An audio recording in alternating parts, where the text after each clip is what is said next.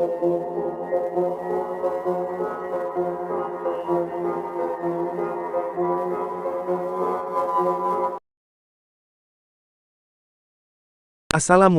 warahmatullahi wabarakatuh. Kali ini, saya menyajikan video yang menceritakan tentang kisah perjalanan karir dari musisi legendaris Indonesia, Virgiawan Listanto atau lebih dikenal dengan nama Iwan Fals. Saksikan videonya sampai selesai, agar lebih paham. Terima kasih, sampai jumpa di video berikutnya.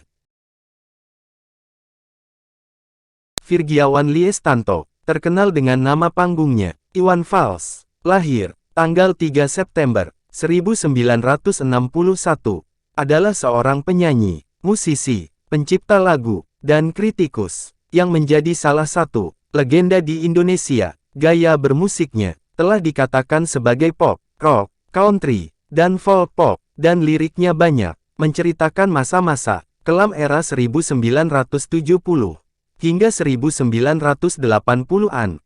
Di bidang politik, Iwan Fals masuk ke dalam daftar The Immortals, 25 artis Indonesia terbesar sepanjang masa, versi majalah Rolling Stone Indonesia. Lewat lagu-lagunya, ia memotret suasana sosial kehidupan Indonesia pada akhir tahun 1970-an hingga sekarang, kehidupan dunia pada umumnya, dan kehidupan itu sendiri, kritik atas perilaku sekelompok orang, seperti Surat untuk Wakil Rakyat, Tante Lisa, empati bagi kelompok marginal, misalnya Siang Seberang Istana, Lonteku, atau bencana besar yang melanda Indonesia, atau kadang-kadang di luar Indonesia, seperti Ethiopia, mendominasi tema lagu-lagu yang dibawakannya.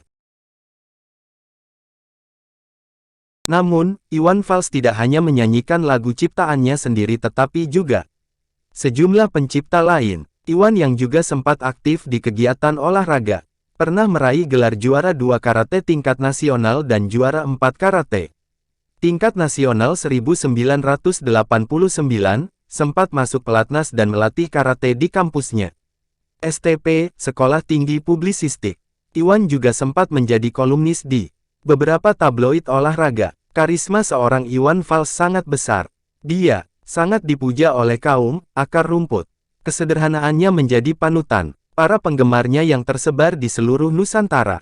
Para penggemar fanatik Iwan Fals bahkan mendirikan sebuah yayasan pada tanggal 16 Agustus 1999 yang disebut Yayasan Orang Indonesia atau biasa dikenal dengan seruan OI. Yayasan ini mewadahi aktivitas para penggemar Iwan Fals. Hingga sekarang kantor cabang OI dapat ditemui di setiap penjuru Nusantara dan masa kecil Iwan Fals dihabiskan di Bandung, kemudian di Jeddah, Arab Saudi. Selama 8 bulan, bakat musiknya makin terasah di usianya yang ke-13 tahun. Saat Iwan banyak menghabiskan waktunya dengan mengamen di Bandung. Bermain gitar dilakukannya sejak masih muda atau belum tua, bahkan ia mengamen untuk melatih kemampuannya bergitar dan mencipta lagu. Ketika di SMP, Iwan menjadi gitaris dalam paduan suara sekolah. Selanjutnya, datang ajakan untuk mengadu nasib di Jakarta dari seorang produser. Ia lalu menjual sepeda motornya untuk biaya membuat master. Iwan rekaman album pertama bersama rekan-rekannya, Toto Gunarto, Helmy Baven, dan Bambang Bule, yang tergabung dalam Amburadul. Namun album tersebut gagal di pasaran, dan Iwan kembali menjalani profesi sebagai pengamen. Album ini sekarang menjadi buruan para kolektor serta fans fanatik Iwan Fals. Setelah dapat juara di festival musik country, Iwan ikut festival lagu humor Arwah Setiawan almarhum. Lagu-lagu humor milik Iwan sempat direkam bersama Pepeng, Krisna, dan Nana Krip serta diproduksi oleh ABC Records. Tetapi juga gagal dan hanya dikonsumsi oleh kalangan tertentu saja. Sampai akhirnya, perjalanan Iwan bekerja sama dengan Musika Studio. Sebelum ke Musika, Iwan sudah rekaman sekitar 4-5 album. Di Musika, barulah lagu-lagu Iwan digarap lebih serius. Album Sarjana Muda, misalnya, musiknya ditangani oleh Willy Sumantri. Iwan tetap menjalani profesinya sebagai pengamen. Ia mengamen dengan mendatangi rumah-rumah satu demi satu, kadang di Pasar kaget atau Blok M. Album Sarjana Muda ternyata banyak diminati. Dan Iwan mulai mendapatkan berbagai tawaran untuk bernyanyi. Ia kemudian sempat masuk televisi setelah tahun 1987.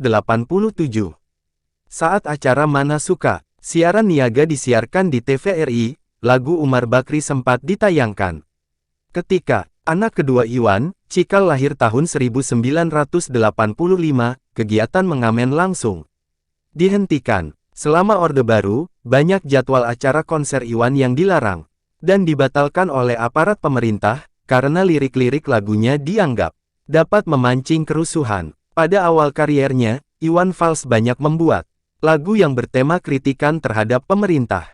Beberapa lagu itu bahkan bisa dikategorikan terlalu keras pada masanya, sehingga perusahaan rekaman yang memayungi Iwan Fals enggan atau lebih tepatnya tidak berani memasukkan lagu-lagu tersebut dalam album untuk dijual bebas. Belakangan Iwan Fals juga mengakui kalau pada saat itu dia sendiri juga tidak tertarik untuk memasukkan lagu-lagu ini ke dalam album. Rekaman lagu-lagu yang tidak dipasarkan tersebut kemudian sempat diputar di stasiun radio 8EH Institut Teknologi Bandung. Iwan Fals juga pernah menyanyikan lagu-lagu tersebut dalam beberapa konser musik, yang mengakibatkan dia berulang kali harus berurusan dengan pihak keamanan, dengan alasan lirik lagu yang dinyanyikan dapat mengganggu stabilitas negara. Beberapa konser musiknya pada tahun 80-an juga sempat disabotase dengan cara memadamkan aliran listrik dan pernah juga dibubarkan secara paksa, hanya karena Iwan Fals membawakan lirik lagu yang menyindir penguasa. Saat itu, pada bulan April tahun 1984 Iwan Fals harus berurusan dengan aparat keamanan dan sempat ditahan dan diinterogasi selama 2 minggu. Gara-gara menyanyikan lirik lagu Demokrasi Nasi dan Pola Sederhana juga Batini pada sebuah konser di Pekanbaru. Sejak kejadian itu, Iwan Fals dan keluarganya sering mendapatkan teror. Hanya segelintir fans fanatik Iwan Fals yang masih menyimpan rekaman lagu-lagu ini, dan sekarang menjadi koleksi. Saat bergabung dengan kelompok Suami dan merilis album bertajuk Suami, pada 1989, nama Iwan semakin meroket dengan mencetak hits Bento dan Bongkar yang sangat fenomenal. Perjalanan karir Iwan Fals terus menanjak. Ketika dia bergabung dengan Kantata Takwa pada 1990 yang didukung penuh oleh pengusaha Setiawan Jodi, konser-konser Kantata Takwa saat itu sampai sekarang dianggap sebagai konser musik yang terbesar dan termegah sepanjang sejarah musik Indonesia. Setelah kontrak dengan Suami yang menghasilkan 2 album Suami dan Suami 2 berakhir, dan di sela Kantata yang menghasilkan Kantata Takwa dan Kantata Samsara, Iwan Fals masih meluncurkan album-album solo maupun bersama kelompok seperti album Dalbo yang dikerjakan bersama sebagian mantan personel Suami. Sejak meluncurnya album Suara Hati pada 2002, Iwan Fals telah memiliki kelompok musisi pengiring yang tetap dan selalu menyertai dalam setiap pengerjaan album maupun konser. Menariknya, dalam seluruh alat musik yang digunakan baik oleh Iwan Fals maupun bandnya pada setiap penampilan di depan publik tidak pernah terlihat merek maupun logo.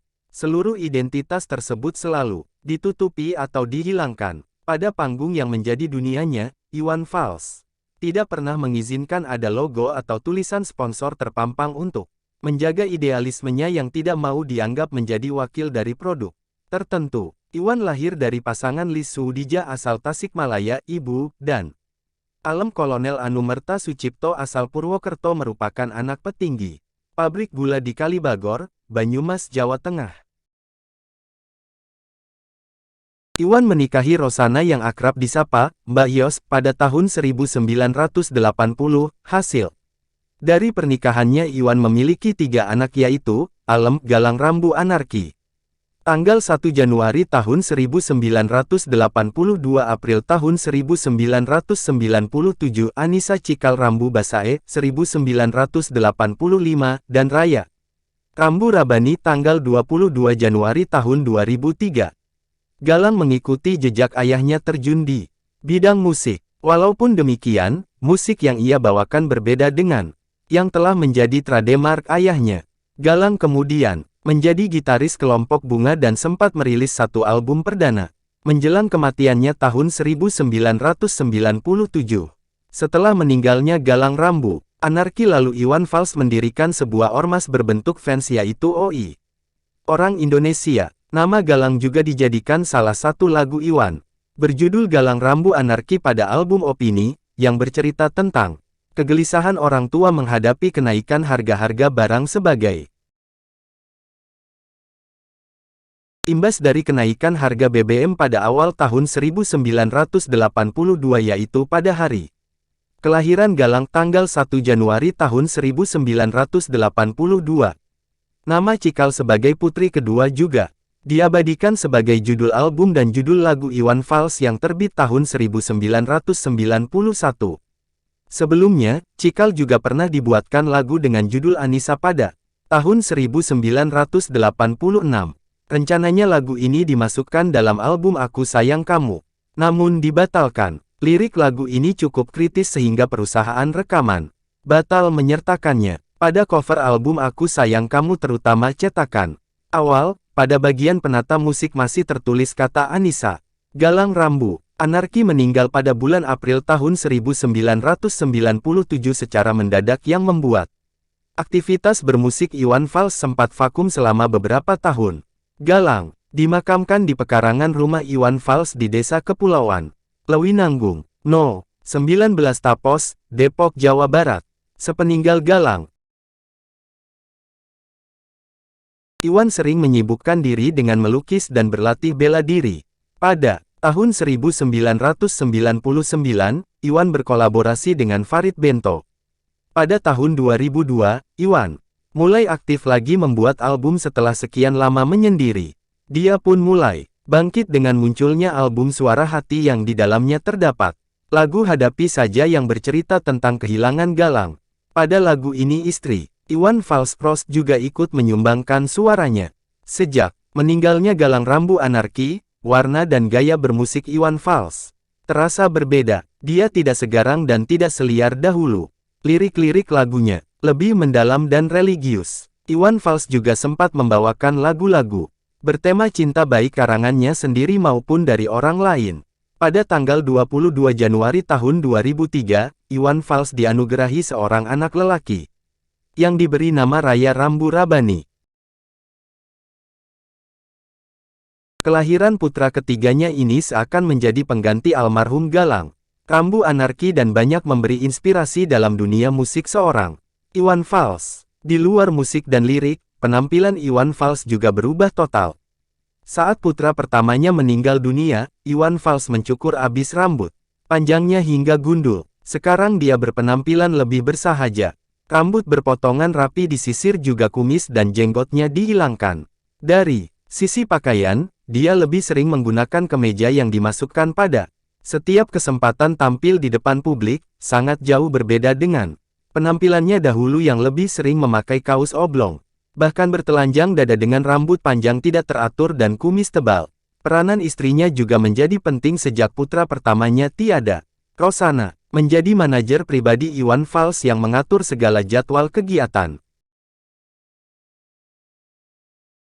Dengan adanya Iwan Fals manajemen IFM Fals lebih profesional dalam berkarir. Dia memiliki klub penggemar besar yang disebut OI, ditulis sebagai huruf kecil OI. Dia menyatakan, OI bukan sebenarnya orang Indonesia.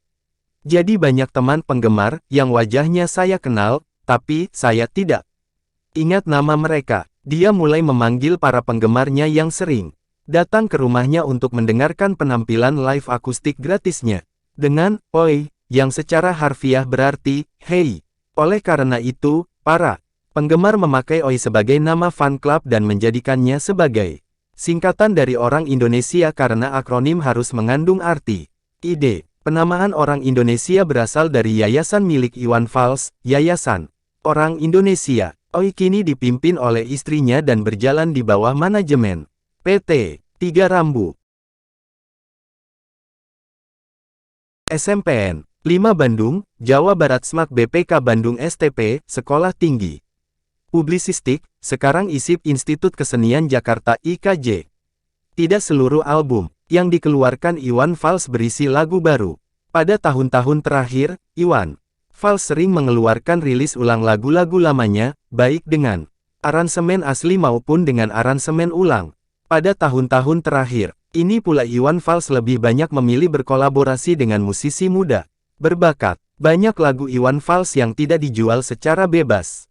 Lagu-lagu tersebut menjadi koleksi eksklusif para penggemarnya dan kebanyakan direkam secara live. Beberapa lagu Iwan Fals yang tidak dikomersialkan seperti lagu Pulanglah, yang didedikasikan khusus untuk almarhum Munir ternyata sangat digemari yang akhirnya direkam ulang dan dimasukkan ke dalam album 50/50 yang beredar pada tahun 2007. Terima kasih telah menyaksikan videonya sampai selesai. Jangan lupa support channel saya dengan cara like, comment, subscribe. Terima kasih.